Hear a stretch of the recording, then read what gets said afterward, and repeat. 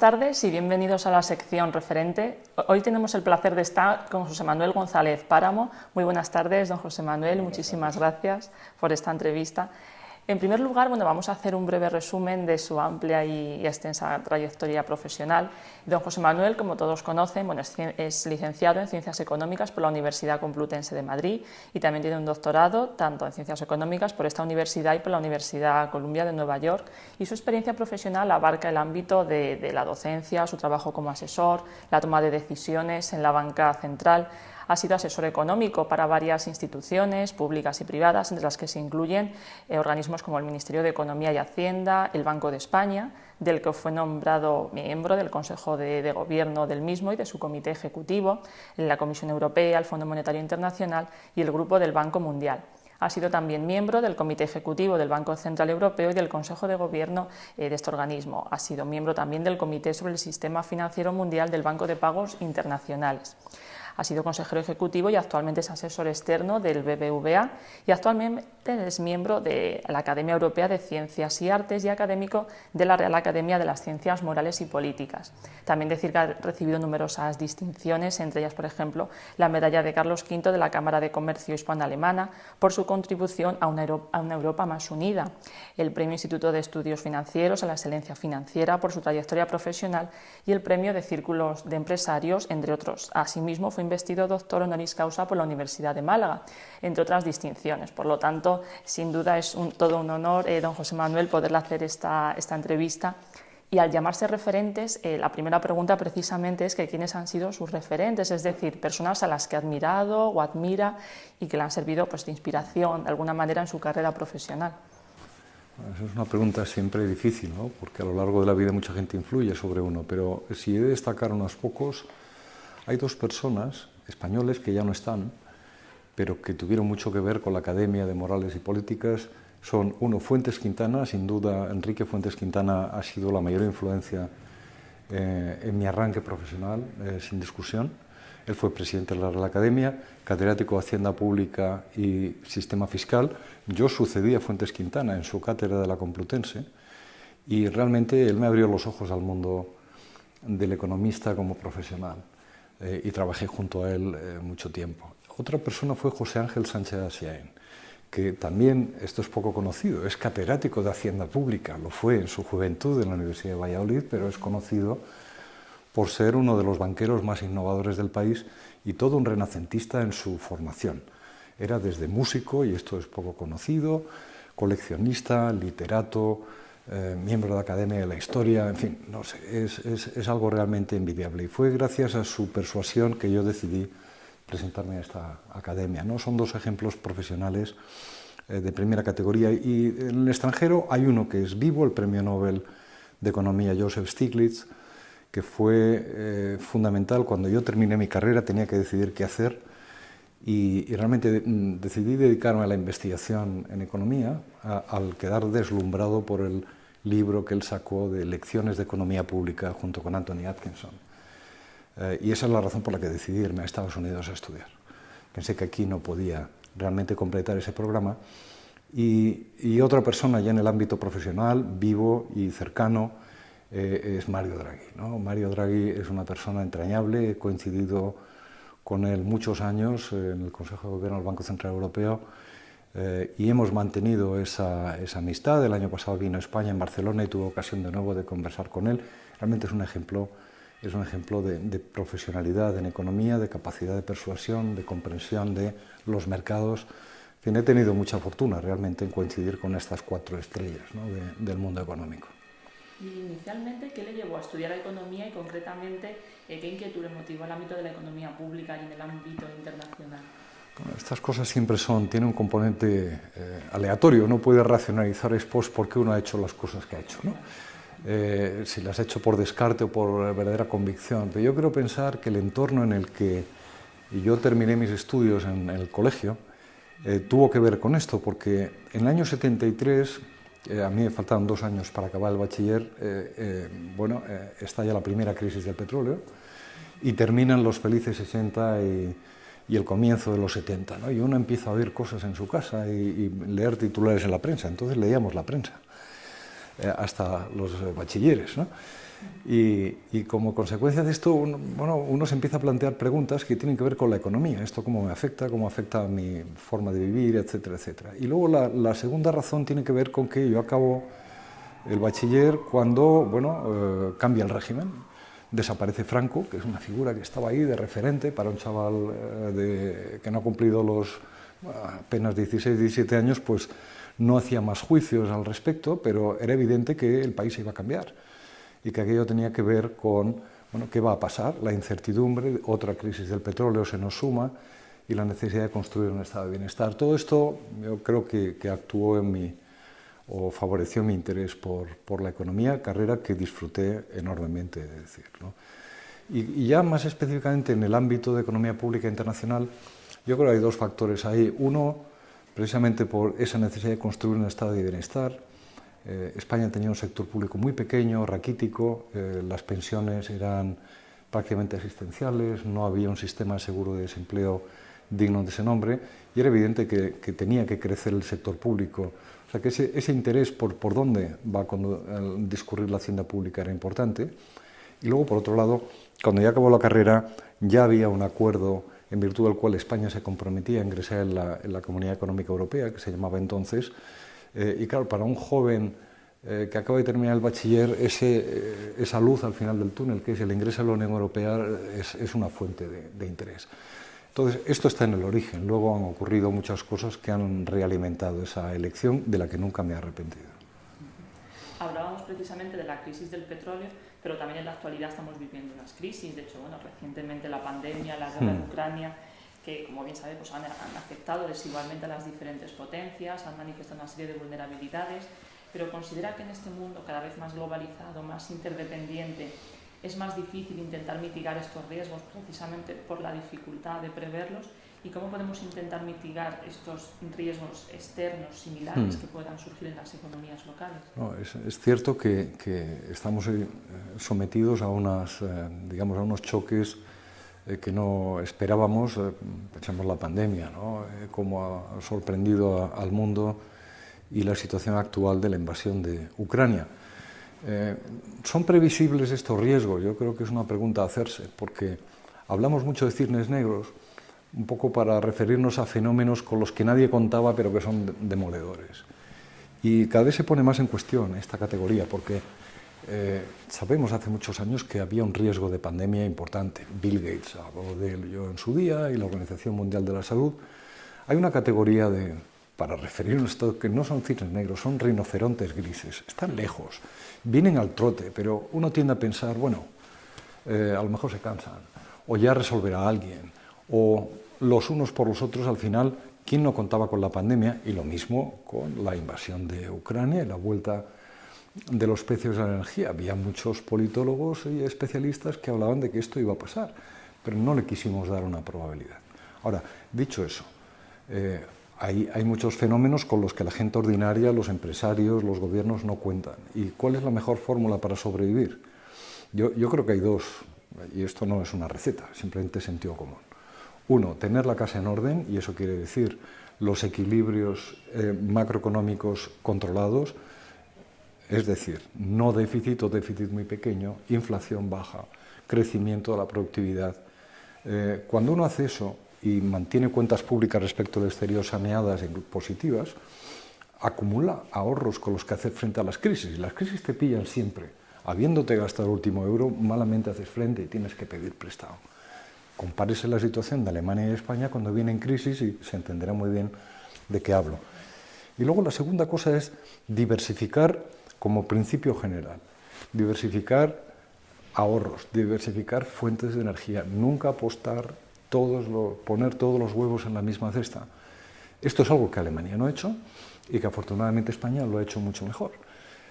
O sea que aquí, digamos, las diferencias pues van en las dos direcciones. Diversificar es algo que permite a uno, no todo va mal a la vez. Entonces, donde nos afecta mal el petróleo porque no tenemos, pues nos ha afectado no tan mal porque teníamos capacidad de almacenar gas licuado. Y en este caso nos ha ayudado. Pero a nivel productivo, por ejemplo, tenemos demasiada especialización quizás en algunas industrias, que no voy a mencionar, y en cambio demasiado poco en otras. Entonces, si estas industrias son vulnerables ante crecimientos de precio de energía o ante incertidumbre geopolítica, vamos a sufrir más que los demás. Y eso explica pues, la situación de crecimiento relativamente lento que España ha tenido en los últimos años. Estamos aproximadamente en la sede de la Real Academia de Ciencias Morales y Políticas, y usted, cuando ingresó como académico hace ahora 6 años, abogó por un nuevo modelo de banca.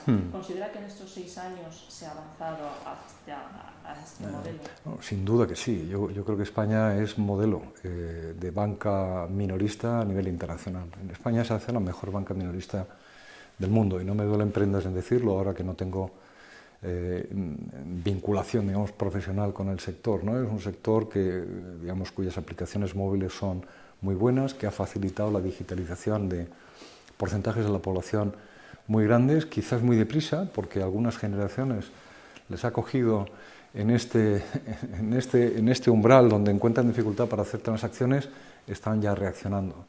Yo creo que de cara a que se consolide ese modelo es muy importante la regulación, porque en el momento actual la regulación que afecta a los nuevos competidores no bancarios es demasiado ventajosa para ellos, en especial para las grandes tecnológicas, para las Big Techs, pero también las FinTechs.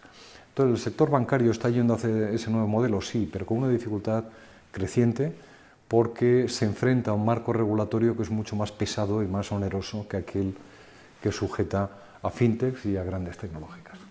Precisamente hablando de esas regulaciones, el Banco Central Europeo está inmerso en un proyecto sobre la propia moneda virtual, también en Estados Unidos y China. ¿Cómo valora esta tendencia a que Europa pueda sacar su propia moneda virtual? Si valora positivamente este proyecto frente, por ejemplo, a las criptomonedas, que no tienen muchos avances regulatorios y hay una cierta inseguridad.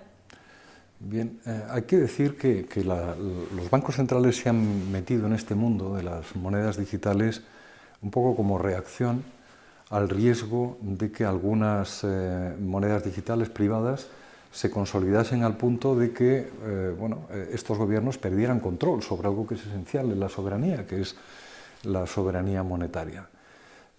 Ahora, dicho eso, las monedas digitales de los bancos centrales, y yo no soy el autor de esta frase, son una solución a la búsqueda de un problema.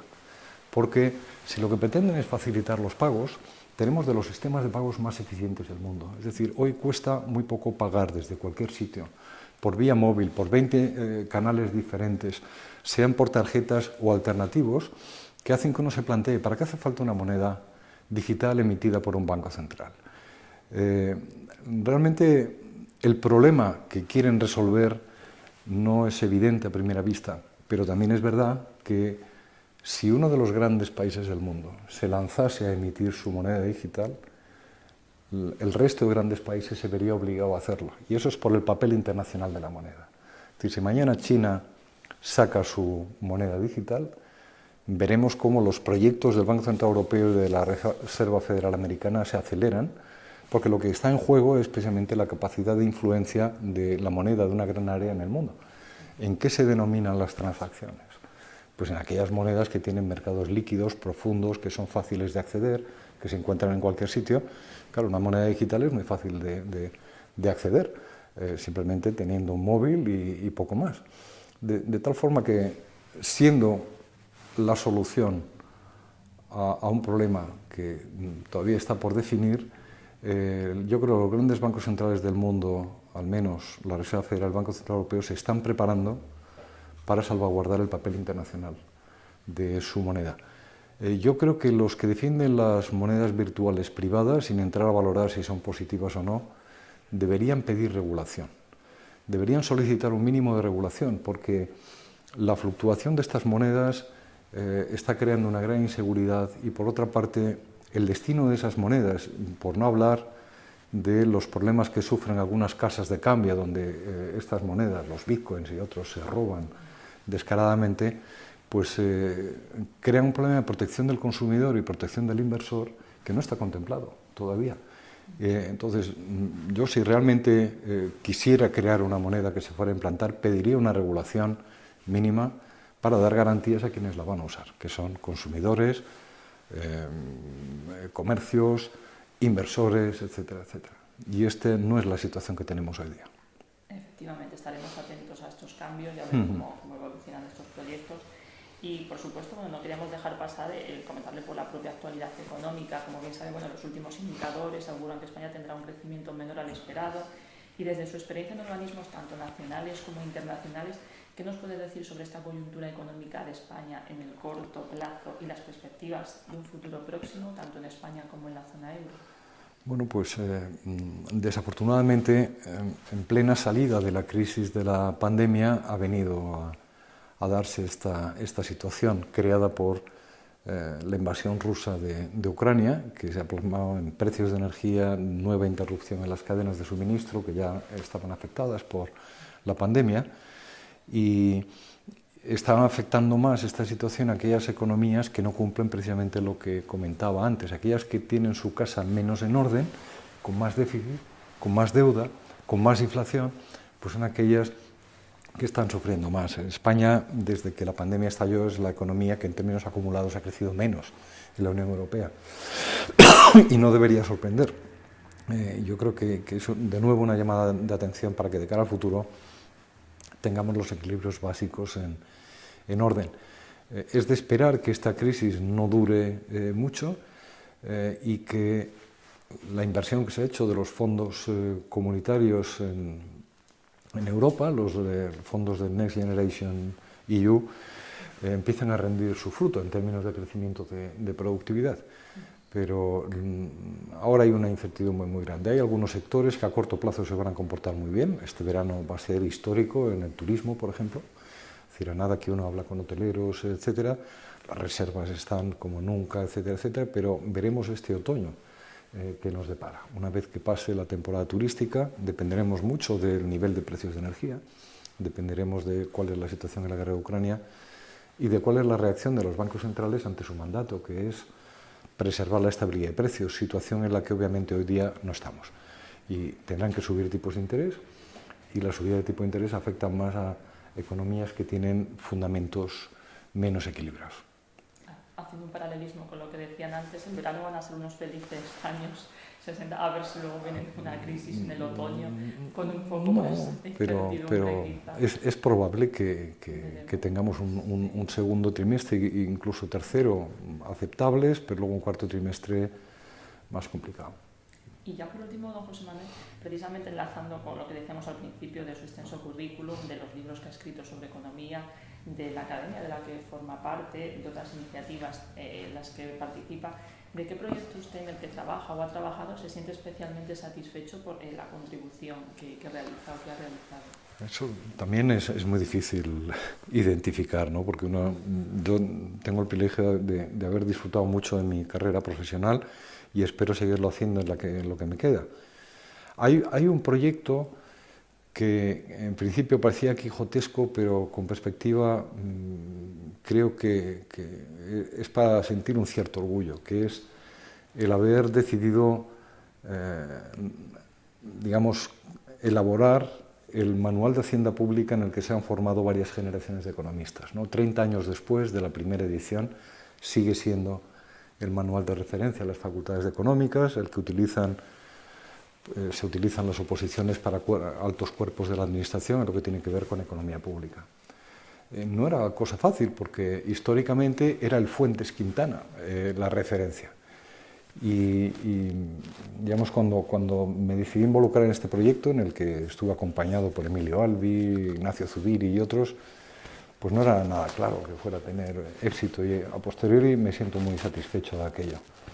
Un segundo no es un proyecto, sino, digamos, como el Guadiana, ¿no? En varias fases de mi vida me he involucrado en tareas de educación financiera, que no es tanto clases en la universidad, sino intentar defender que para el bienestar de la sociedad el tener unas nociones muy básicas de economía ayuda a tu bienestar, a que no te equivoques. ¿No? Es decir, que esto del interés compuesto no es ciencia aeroespacial, pero debería saberlo cualquiera. O la inflación, cómo se mide o cómo te afecta. Cosas de esta naturaleza yo creo que es importante difundir. Hasta hace unos meses he presidido el Centro de Educación Financiera y Capacidades, que es un centro internacional, está en internet y se puede encontrar, Y yo creo que la labor de ese centro, difundiendo estudios, experiencias, qué es lo que mejor funciona con jóvenes, aplicaciones para que ellos gestionen su dinero cuando empiezan a tener un poquito, etcétera, etcétera, está todo ahí. Y luego quizás iniciativas en favor de la transparencia. Y esto tiene que ver con la gran crisis financiera, ¿no? La gran crisis financiera fue una crisis donde la falta de transparencia tuvo un papel fundamental. Es decir, en estas titulizaciones famosas, en estas cosas de las preferentes, en la deuda, en las hipotecas subprime, lo que no sabía nadie es lo que había detrás, y por eso nos pilló tan de improviso la crisis de forma tan imprevista.